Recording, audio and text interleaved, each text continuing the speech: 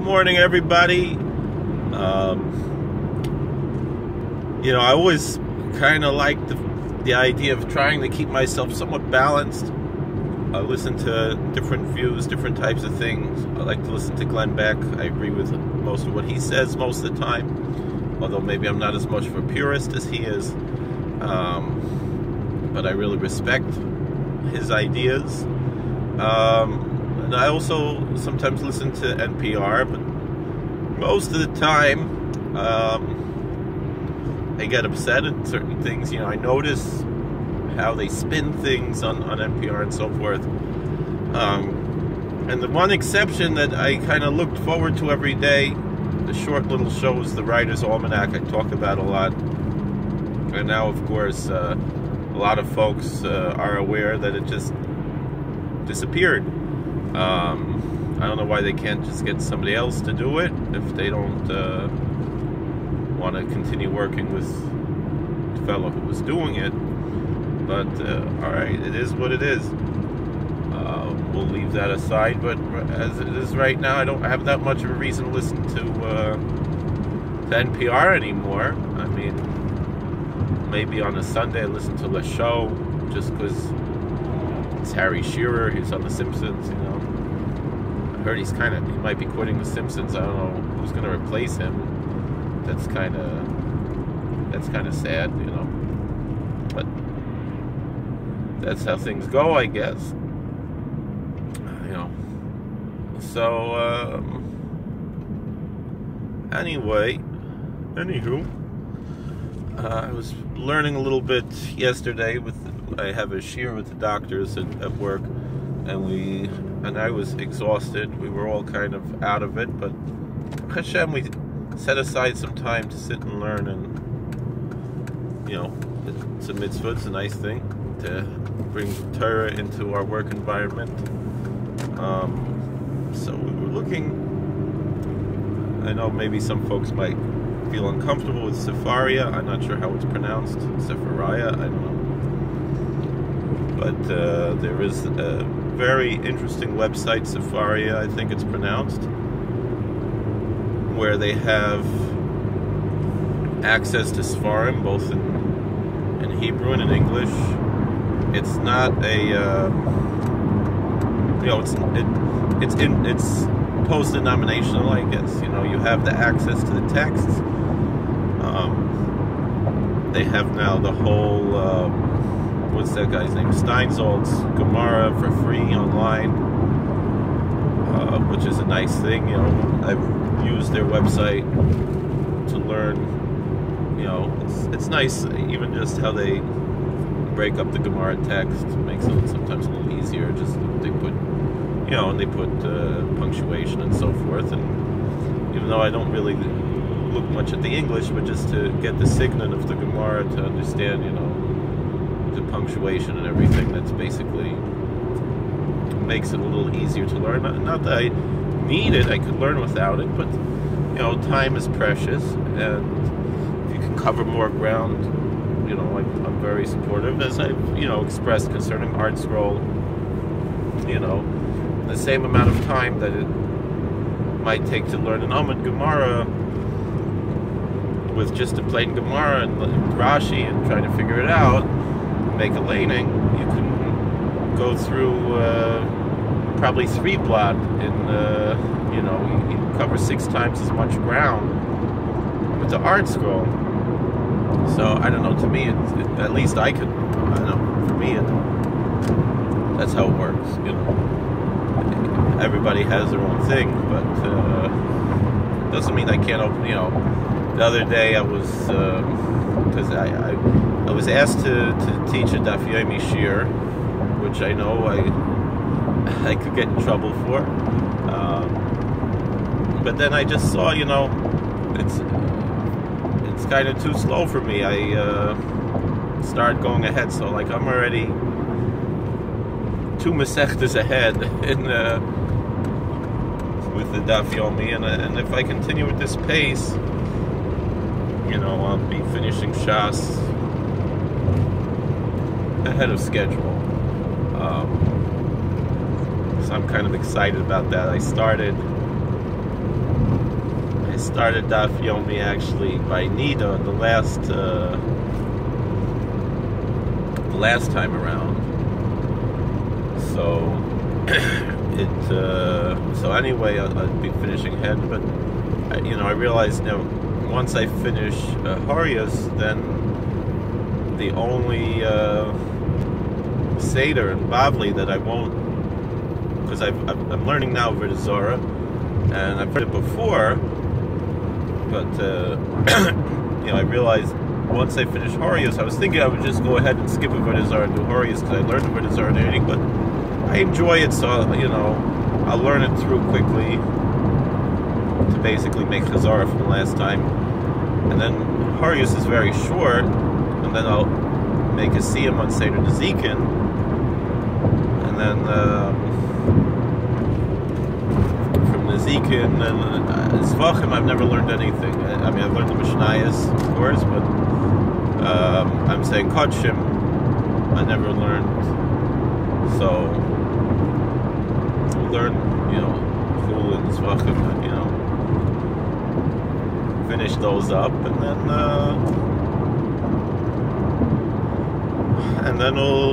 I've been through Shas, Mirz Hashem. I hope so. I'm looking forward to it. I'm excited.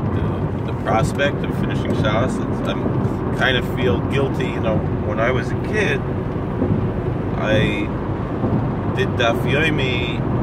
I remember I did all of the short Masechtas that are in Seder Moed. I remember I used them the Cincino Gemaras because they were a lot cheaper, and it was an English lesson also. I still remember some English words that I have not run into anywhere else. Fundament is one. It's Gemara and Megillah, how they translate Shin Tov, and we'll leave that as it is. We're talking about Litzinusa de Avodah Zarah, but so I had to look that up in the dictionary and learn something new. Not going to say more than that.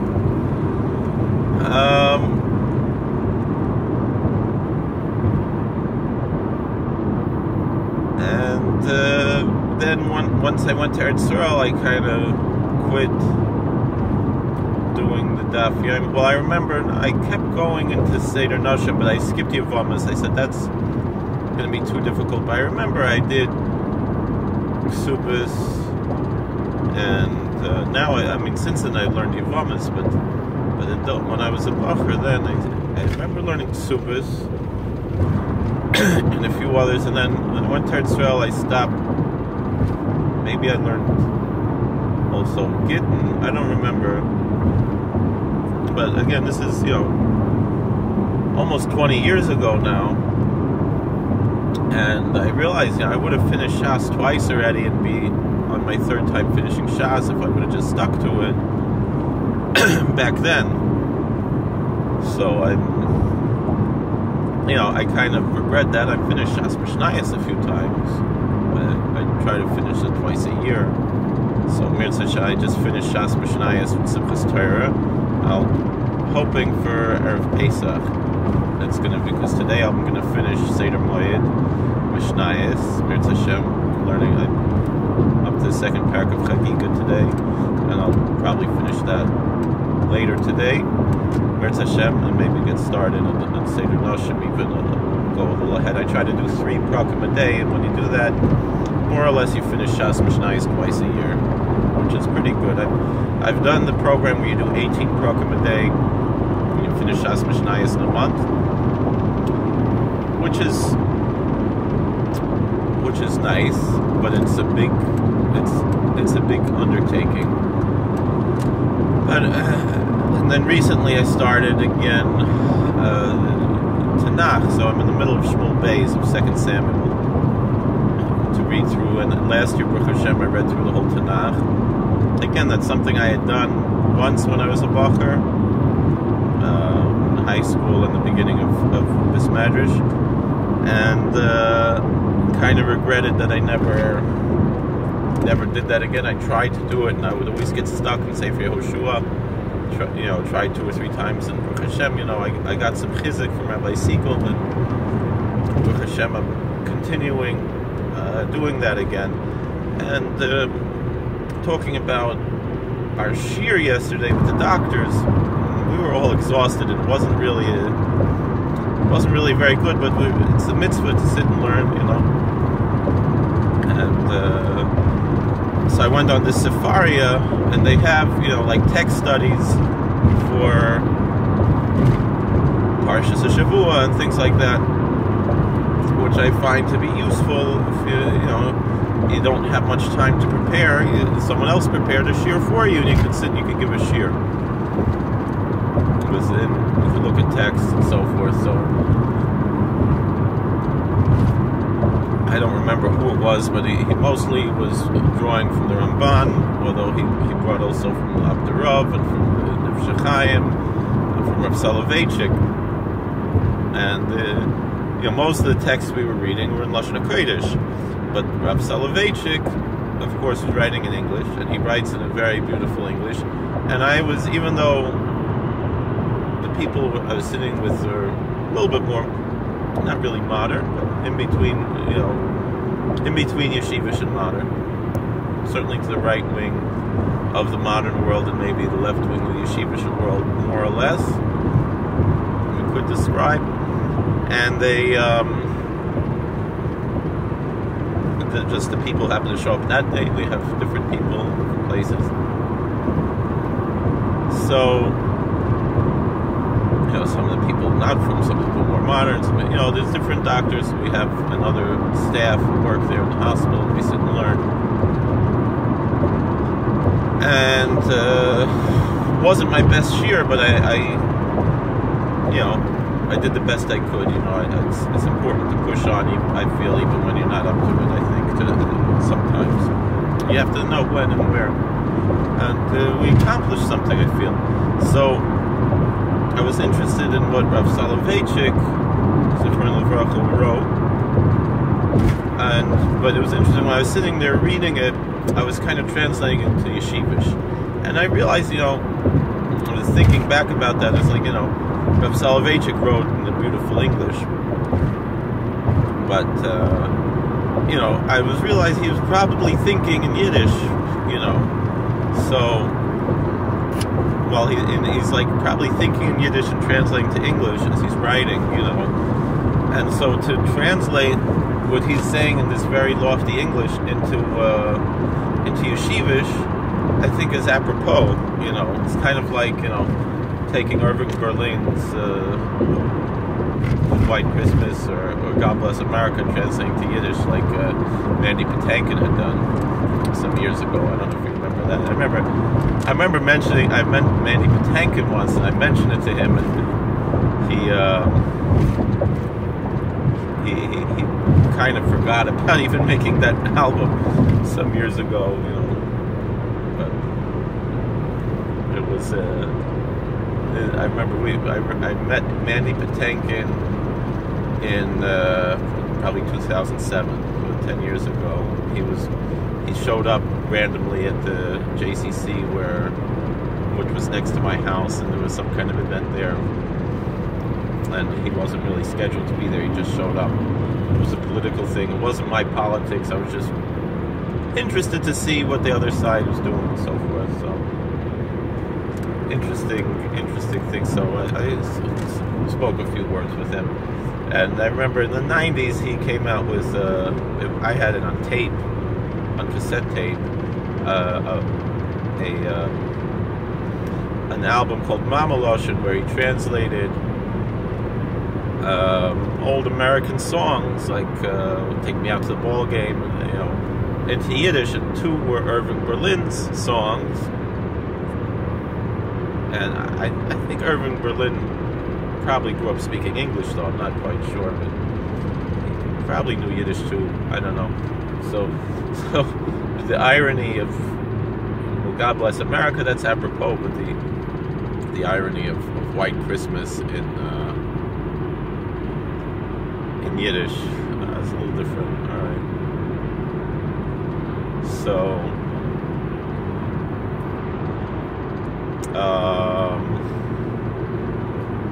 right, it is what it is. But it's the same thing. So here, I was translating what Rav Soloveitchik wrote, and I don't have the text in front of me, driving anyway. I just thought it was interesting, we were discussing kind of what he was writing is like, we're discussing this whole idea of Ma'isa Avosim and Labanim. It's brought in Tanchuma and so forth, and Ramban makes a big deal about it. And we usually understand it as kind of a prophetic sense that,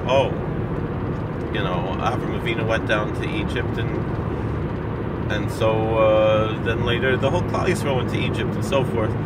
But Rav Soloveitchik is kind of taking it a little bit differently, where he's saying, in a very simple way, Ma'isa Avosim and Labanim, it means that we have to learn from the Avos HaKadoshim how to live, meaning the Torah has two distinct areas, just like we have in Chazal. We know there's halacha and agadata. In Scripture we have the same thing, meaning we have laws and we have stories. And so the laws teach us what to do, but the narratives teach us how to do them, how to think. It teaches us ideology, it teaches us hashkafa. Because there's one thing of what to do, but another thing of why and how, mentally, spiritually, philosophically. And so that's what Rav Soloveitchik, Zichron Livrocha, essentially is saying there, that Ma'isa Avosim and Labanim just very simply means that it's a siman to us, it's a sign to us of how to conduct ourselves.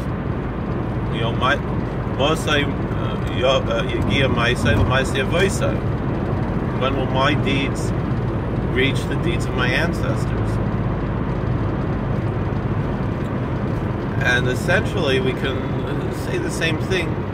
All the stories we have in Chazal, the narratives, the Gadata, and as well as stories of tzaddikim throughout the years. These aren't just stories to tell kids so they fall asleep. These aren't just, these are to teach us lessons in life. Now, the thing is, we have to make a distinction, of course, between halacha and agadata. Yes, I don't disagree with that. But to find that balance and so forth, is a sublimity, and Rabbi Soloveitchik points out that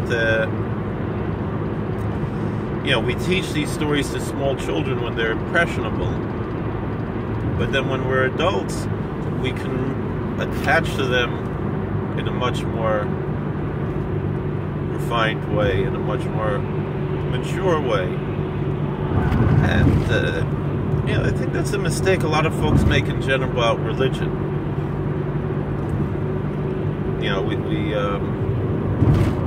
There's this story of what's that guy, Kirk Douglas.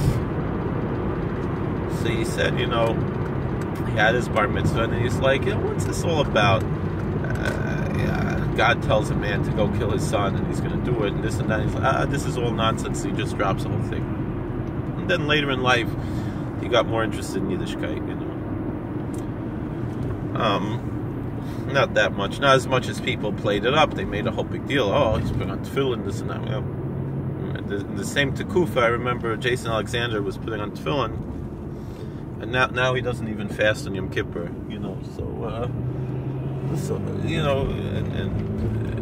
these are, I don't know, maybe he puts on tefillin, but he doesn't fast on Yom Kippur. I don't know. I don't know what his situation is. I didn't hear they stopped putting on tefillin. But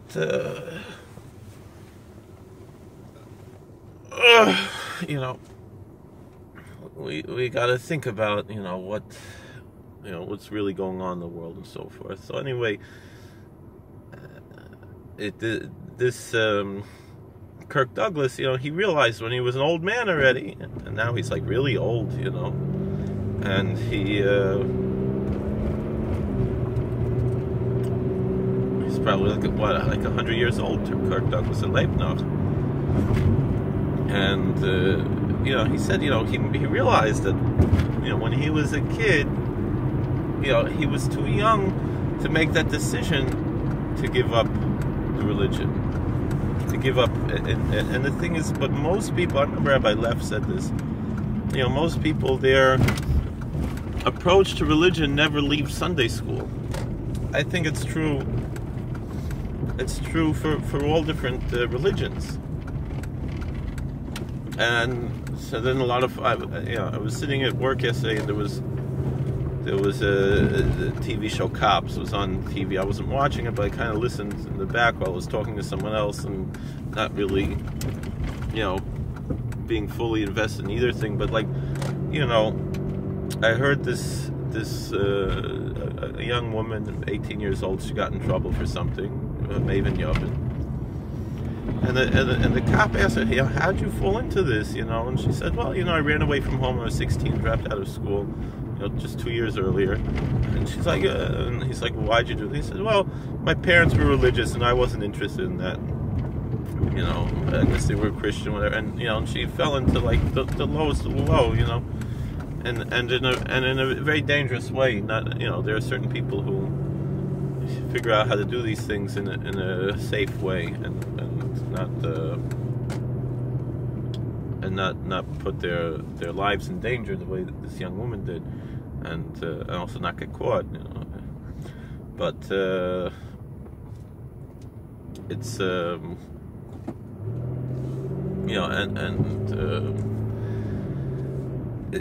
but the point is that they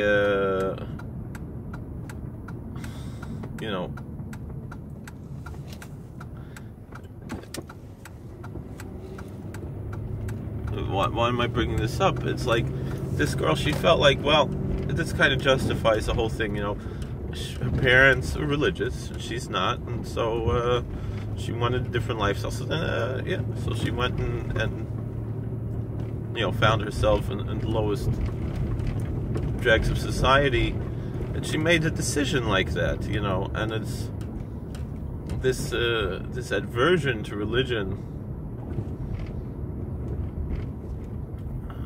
that's kind of involved with this. We have to a certain extent blame the society for hating religion so much, and it creates these kind of problems. There is and this misunderstanding of what religious freedom means in America. Meaning, America was definitely designed by our founders to encourage people to be good religious people and members of society. Now, I think even a person could be a skeptic and be quote-unquote a good religious person. Meaning, I'm not talking about necessarily the supernatural aspects of religious faith. I don't think those are essential to society, but what is essential to society is, the basic outlines of religion, which is why a lot of people are drawn to more liberal churches, but fewer and fewer people are drawn to those places because they don't give the people what they're really looking for. But that being said, for certain people that's what works. Meaning, I think it is a positive thing if you have people who are, let's say good Reformed Jews who go to temple every Friday night. Not just, and part of it is the fellowship between like-minded people. There's a lot of positivity behind these type of things, even if I believe them to be false. it makes the world a better place. It makes society better and stronger, and even to a certain point where you have these, even though I am strongly opposed more or less to the ethnic aspect of this, I had an interesting repartee on Twitter. They're talking about how Benjamin Disraeli converted to Christianity, to the Anglican Church, but he was still proud of his Jewish heritage. And I said there's a difference between that and, let's say, a secular Zionist being proud of his Jewish heritage, because the difference is, the story goes, was that Disraeli said that when the right good gentleman's ancestors were barbarians on some unknown island, mine were priests in Solomon's temple. Yes, I'm a Jew, whatever he said. But the point is, if he converted to Christianity, having ancestors who were priests in Solomon's temple is worthwhile to him as a Christian, as opposed to, and it's a matter of faith and religion, as opposed to someone who is totally secular and they harp onto this Jewish identity the way the secular Zionists do. I find that to be more offensive than someone who converts to Christianity and is proud of their Jewish ancestry because of the Jewish roots of their newfound faith, as opposed to the secularists who want to take out God out of everything, Well, God bless. Please like, share, and subscribe. I'm not saying it's good that people convert to a different religion. I'm just saying, All right, God bless. Be well.